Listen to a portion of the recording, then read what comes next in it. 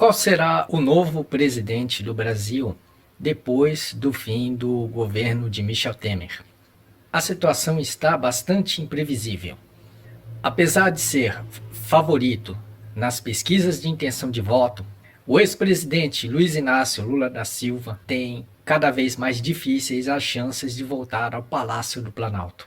Isso por causa de uma marcação cerrada da grande mídia e de outros setores de oposição, não apenas o empresariado e o poder legislativo, mas também setores do judiciário, da Polícia Federal e do Ministério Público. Com isso, a esperança de vermos Lula presidindo o Brasil mais uma vez estará praticamente encerrada. Lula está sendo pressionado principalmente pela recente delação de Léo Pinheiro, ex-sócio da empreiteira OAS, que alegou que Lula é mesmo o dono do triplex do Guarujá e que ele mandou destruir as provas que ligassem as contas dele e do ex-tesoureiro do PT, João Vacari Neto, a um depósito no exterior. E aí o que vai acontecer? Evidentemente, a direita, que em cerca de uma década perdeu o protagonismo político, ela vai querer recuperar o privilégio perdido na marra. Evidentemente, muita cautela terá que ser feita. Afinal, as recentes delações desgastaram seriamente a imagem de muitos políticos considerados blindados pelo poder midiático, como o próprio tucano Aécio Neves, que havia sido o derrotado de 2014 e que reclamou todo esse processo que deu no impeachment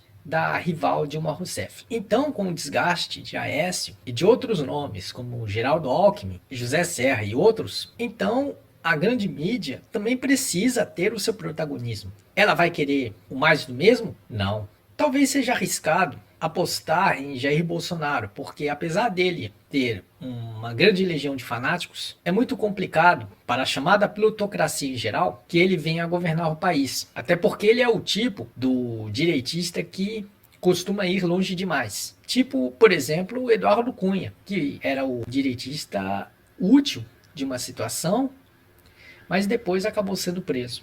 A grande mídia vai apostar em um candidato que geralmente é um empresário ou um aliado do empresariado. Mas aí vem o caso do João Dória Júnior. Só que o João Dória Júnior, ele é uma personalidade mais destacada em São Paulo. Ele é hoje o prefeito da capital paulista, mas não é uma figura de projeção nacional. E São Paulo não tem mais aquele poder de influência no resto do país como antes. Então, quem é que vai ser a carta da manga da plutocracia? Luciano Huck? Ele talvez seja um candidato provável, mas aparentemente ele não tem a menor intenção de ser presidente da República. Além disso, uma figura dessas ainda é considerada uma fruta verde. Não se sabe se realmente ele terá êxito nas urnas, como tem na audiência do seu programa na Rede Globo. A situação fica imprevisível. A aposta provável é que a grande mídia possa, talvez, investir num candidato aparentemente novo. Há uma sinalização